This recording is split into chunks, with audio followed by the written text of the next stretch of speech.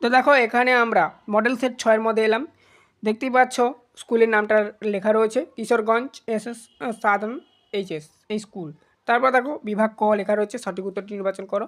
জীববৈচিত্র্য সৃষ্টির কারণ হলো, উত্তর করবে সবগুলি। কি কি? প্রকরণ, পরিব্যক্তি এবং প্রাকৃতিক নির্বাচন, সবগুলি এর কারণেই জীববৈচিত্র্যটা সৃষ্টি হয়।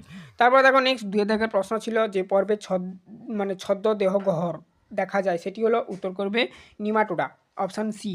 3 দাগে দেখো যে কোষীয় অঙ্গাণু সাইটোপ্লাজমীয় কাঠামো গঠন করে, সেটি হলো, উত্তর করবে এন্ডোপ্লাজমীয় জালিকা। 4 দাগে দেখো আরএনএ অণুতে উপস্থিত শর্করার কার্বন সংখ্যা হলো 5টি, একটি পেন্টেজ শর্করা থাকে। 5 দাগে দেখো 4-এর পর কোন পেশি কখনোই অবসাদগ্রস্ত হয় না? হৃদ পেশি।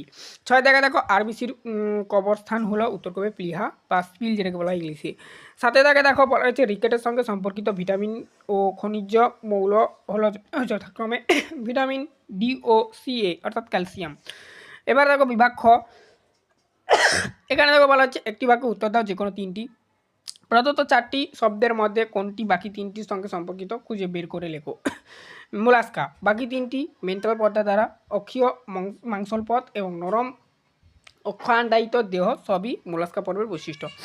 2 দাগে দেখো আমি উদ্ভিদ কোষে সাইটোপ্লাজমস্থিত দ্বি-একক পর্দাবৃত কোষ অঙ্গাণু, আমার নিজস্ব ডিএনএ আছে এবং আমি সালোক সংশ্লেষে সাহায্য করি। আমি কি? উত্তর করবে ক্লোরোপ্লাস্ট। ঠিক আছে। তারপর দেখো নেক্সট বলা রয়েছে 3 দাগে জীববিদ্যা বা বায়োলজির জনক কাকে বলা হয়? উত্তর করবে অ্যারিস্টটলকে। তারপর দেখো 4 দাগে প্রথম জোটটি সম্পর্ক দেখে দ্বিতীয় জোটটি সম্পূর্ণ করো।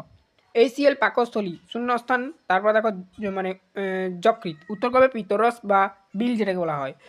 দ্বিপদ নামকরণ কোন দুটি পদে ব্যবহার করা হয়? উত্তর করবে গণ বা জিনাস এবং প্রজাতি বা স্পিসিস। শূন্যস্থান পূরণ করো যে কোনো দুটি। এখানে দেখো শূন্যস্থানের যে শব্দগুলো বুঝবে আমি বলে দিচ্ছি। দেখো একে দাগের প্রশ্ন, মানব দেহে যে অঙ্গ লবণ ও জলের সমতা বজায় রাখে তা হলো, উত্তর করবে বৃক্ক বা কিডনি। তারপর দেখো 2 দাগে ম্যামেলিয়া স্তন্যপায়ী, যেটাকে বলা হয়, পর্বের প্রাণী দেহত্বক লোম দ্বারা আবৃত। এখানে দেখো তোমরা বইয়ের সাথে একটু মিলিয়ে নেবে, শূন্যস্থানে যেটা বুঝবে দেখে নাও। একটি পলিমার্ফিক কোষ অঙ্গাণু হলো লাইসোজোম। তাড়াতাড়ি শেষ করতে হবে, বেশি বড় করবো না। 3 দাগে দেখো বলা রয়েছে একটি পলিমার্ফিক কোষ অঙ্গাণু হলো লাইসোজোম, এটা বলে দিলাম। সত্য অথবা মিথ্যা নির্ণয় করতে বলেছে। ভাজক কলার গৌণ কোষ প্রাচীর স্তর উপস্থিত থাকে, সত্য। তারপর দেখো 2 দাগে একাইনোমার্ডাটা পর্বের প্রাণীদেহে ক্যানাল সিস্টেম থাকে, এটা করবে মিথ্যা। এদের জল সংবহন তন্ত্র বা ওয়াটার ভ্যাসকুলার সিস্টেম থাকে, ক্যানাল সিস্টেম পরিফেরা পর্বে দেখা যায়। তারপর দেখো বাম স্তম্ভের সঙ্গে ডান স্তম্ভের সম্পর্ক স্থাপন করো। বাম স্তম্ভ ডান স্তম্ভ। কোয়াটানজম প্যাস্টিড, ডিম্বাশয় প্রোজেস্টেরন, কোয়াটার সার্ভেট ওপারিন। তারপরে দেখো পেপটাইডো গ্লাইকান, উত্তর করবে কোষ প্রাচীর বা ব্যাকটেরিয়া। আচ্ছা, যদি কোথাও উচ্চারণগত মিস্টেক হয় বা শুনতে যদি তোমাদের অসুবিধা হয়, তার জন্য কিছু মনে করবে না, তাড়াতাড়ি ক্লাসগুলো বানাচ্ছি। তারপর দেখো বাম স্তম্ভের সঙ্গে ডান স্তম্ভের সম্পর্ক স্থাপন করো, বিভাগ গ। লেখা বলা রয়েছে নিম্নলিখিত প্রশ্নগুলি সংক্ষিপ্ত উত্তর দাও যে কোনো 6টি। প্রদত্ত চিহ্নিত এই অঙ্গটির নাম লেখো, এটির থেকে নিঃসৃত একটি হরমোনের নাম লেখো। উত্তর করবে চিহ্নিত এই অঙ্গটি হলো অগ্নাশয়, এটির থেকে নিঃসৃত একটি হরমোন হলো ইনসুলিন। নিউক্লিওটাইড কি? এর একটি কাজ লেখো।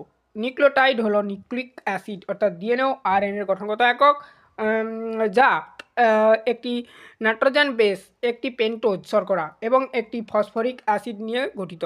কাজ একটি বংশগত বৈশিষ্ট্য বহনকারী ডিএনএ এবং আরএনএ গঠনে অংশ নেয়। আবরণী কলার 2টি কাজ লেখো। পরবর্তী প্রশ্ন ছিল অঙ্গ বা তন্ত্রকে বাইরে থেকে আঘাতের রক্ষা করে, বাইরে যে আঘাত সেটাকে রক্ষা করে, সেটা থেকে বিভিন্ন বস্তুর শোষণ ও নিঃসরণে সাহায্য করে। প্রদত্ত 2টি বৈশিষ্ট্যের ভিত্তিতে আরইআর এবং এসইআর এর মধ্যে পার্থক্য লেখো। রাইবোজোমের উপস্থিতি আর কাজ, এই দুটোর উপর ভিত্তি করে। 1 নাম্বার রাইবোজোমের উপস্থিতি বা অবসানে রাইবোজোমের উপস্থিতি। আরইআর এর গাত্রে রাইবোজোম দানা, ঠিক আছে, যুক্ত থাকে, তাই এটি অমসৃণ। এসইআর এর গাত্রে রাইবোজোম দ্বারা থাকে না, তাই এটি মসৃণ। কাজ আরইআর এর প্রোটিন সংশ্লেষে সাহায্য করে, এসইআর লিপিড বা ফ্যাট সংশ্লেষে সাহায্য করে। উচ্চতর শ্রেণীর 4টি শনাক্তকরণ বৈশিষ্ট্য লেখো। নোট, এখানে দেখো সাধারণত কর্ডটা বা উন্নত মেরুদণ্ডী প্রাণীর কথা বলা হয়ে থাকে, ঠিক আছে, মনে রাখবে একটু। 1 নাম্বার হচ্ছে পৃষ্ঠীয় ফাঁপা স্নায়ুরুজু বর্তমান। 2 নম্বর হচ্ছে জীবনের যে কোনো দশায় নোকাড থাকে। 3 নাম্বার হচ্ছে গলবিলীয় ফুলকা ছিদ্র বর্তমান। 4 নাম্বার হচ্ছে পায়ু পশ্চাৎ লেজ উপস্থিত। এবার দেখো 6 নম্বর প্রশ্ন, যেটা হায়ারার্কিয়ালের শ্রেণীবিন্যাসের ধাপগুলি সর্বোচ্চ থেকে সর্বনিম্ন পর্যায়ক্রমে লেখো। আচ্ছা, এখানে আমি বলে দিই, কম্পিউটার বাইনারি সিস্টেম বুঝে। কম্পিউটারে আমি যখন পিডিএফ নোটসটা তোমাদের জন্য তৈরি করেছি, এখানে দেখো রাইট অ্যারো মানে এরকমই তীর চিহ্ন দিয়ে দেখাতে হতো, সেটা ওটা না হয়ে এখানে সরাসরি ভাষায় উল্লেখ করে দিয়েছে রাইট অ্যারো বলে। তোমরা এটা দিয়ে নেবে খাতাতে যারা লিখছো, আর যারা পিডিএফ নেবে তাদেরকে ভিডিও মারফত বলে দিলাম, কিংবা আমি হোয়াটসঅ্যাপে যারা নিচ্ছে তাদেরকে বলে দিচ্ছি লিখে। ঠিক আছে, এরকমই রাইটারও দিতে পারো, কিংবা এরকমই হাইফেনও দিতে পারো। তো দেখো এখানে বলা রয়েছে রাজ্য, তারপরে হাইফেন বা রাইটারও দিয়ে লিখবে পর্ব, তারপরে রাইটারও বা হাইফেন দিয়ে লিখবে শ্রেণী, তারপরে রাইটারও বা হাইফেন দিয়ে লিখবে বর্গ, তারপরে দেখো রাইটারও বা হাইফেন দিয়ে লিখবে গোত্র, আর আবার হাইফেন বা রাইটারও দিয়ে লিখবে গণ, তারপরে আবার রাইটারও বা হাইফেন দিয়ে লিখবে প্রজাতি। হয়ে গেল শ্রেণীবিন্যাসটা। এছাড়াও আরেক প্রকার লেখা যায়, ওগুলোকে সিরিয়াল ওয়াইজ 1 2 3, মানে ইংরাজিতে লিখলে 1 2 3, আর বাংলায় লিখলে 1 2 3 এরকমগুলো লিখতে পারো। পদার্থ বৈশিষ্ট্যের ভিত্তিতে একবীজপত্রী ও দ্বিবীজপত্রী উদ্ভিদের পার্থক্য লেখো। বীজপত্র, পাতা। দেখে নাও বীজপত্র, একবীজপত্রী উদ্ভিদের বীজে একটি বীজপত্র থাকে, দ্বিবীজপত্রী উদ্ভিদের বীজে দুটি বীজপত্র থাকে। পাতা, একবীজপত্রী উদ্ভিদের পাতা সমান্তরাল শিরাবিন্যাস দেখা যায়, দ্বিবীজপত্রী উদ্ভিদের পাতায় জালিকা ও শিরাবিন্যাস দেখা যায়। তারপর দেখো নেক্সট, অপরিহার্য অ্যামিনো অ্যাসিড বলতে কী বুঝো, উদাহরণ দাও। যে সকল অ্যামিনো অ্যাসিড মানব দেহে সংশ্লিষ্ট হয় না, কিন্তু দেহের স্বাভাবিক বৃদ্ধি ও পুষ্টির জন্য বাইরে থেকে খাদ্যের মাধ্যমে গ্রহণ করা মানে জরুরি, তাদের অপরিহার্য অ্যামিনো অ্যাসিড বলা হয়। উদাহরণ কি, লিউসিন, লাইসিন, মিথিওলিন ইত্যাদি। এবার দেখো বিভাগ ঘয়ে নিম্নলিখিত প্রশ্নগুলির উত্তর দাও, বিকল্প প্রশ্নগুলি লক্ষণীয়। একটি মাইটোকন্ড্রিয়ার চিত্র অঙ্কন করে প্রদত্ত অংশগুলি চিহ্নিত করো। কৃষ্টি, বহিঃপ্রকোষ্ঠ, আর হচ্ছে বস্তু বা ধাত্র, এগুলো তোমরা বাড়িতে করবে। তো এখানে দেখে নাও, বড় প্রশ্নের উত্তরগুলো আমি মুখে বলছি না, তোমরা দেখে নাও, বড় করে দেখে দিচ্ছি, আমি প্রশ্নটা মুখে পড়ে শুনিয়ে দিচ্ছি। অথবা প্রশ্ন দেখো, একটি আদর্শ নিউক্লিয়াস পরিচ্ছন্ন চিত্র অঙ্কন করো, এই অংশগুলো চিহ্নিত করো। অংশগুলো হচ্ছে, এতে দেওয়া রয়েছে নিউক্লিওলাস, বিতে দেওয়া রয়েছে ক্রোমাটিন জালিকা, সিতে দেওয়া রয়েছে ক্যারিওলিন, আর ডিতে দেওয়া রয়েছে নিউক্লিয়রন্ধ্র। এগুলো দেখে না, এই সম্পর্কে একটু করে লিখতে হবে, যেগুলো লিখতে হবে তোমাদেরকে হিন্টস দিয়ে দিয়েছি, আর চিত্রটা তোমরা বাড়িতে এঁকে নেবে। কৃষিকার্যে আধুনিক জীববিদ্যার প্রয়োগ লেখো। ছত্রাক রাজ্যের 4টি বৈশিষ্ট্য লেখো। দেখে নাও, কৃষিকার্যে আধুনিক জীববিদ্যা কোথায় কোথায় প্রয়োগ করা হয়। উন্নত বীজ উৎপাদন, ঠিক আছে, জৈব সার ও পেস্টিসাইড উৎপাদনে। তারপর দেখো ছত্রাক রাজ্যের 4টি বৈশিষ্ট্য, দেখে নাও 1 2 3 4 করে লেখা রয়েছে। তো তারপরে দেখো অথবা আর একটা প্রশ্ন, প্রদত্ত বৈশিষ্ট্যগুলি কোন কোন প্রাণী পর্বে দেখা যায়, তালিকা আকারে লেখো। তালিকা আকারে লেখো।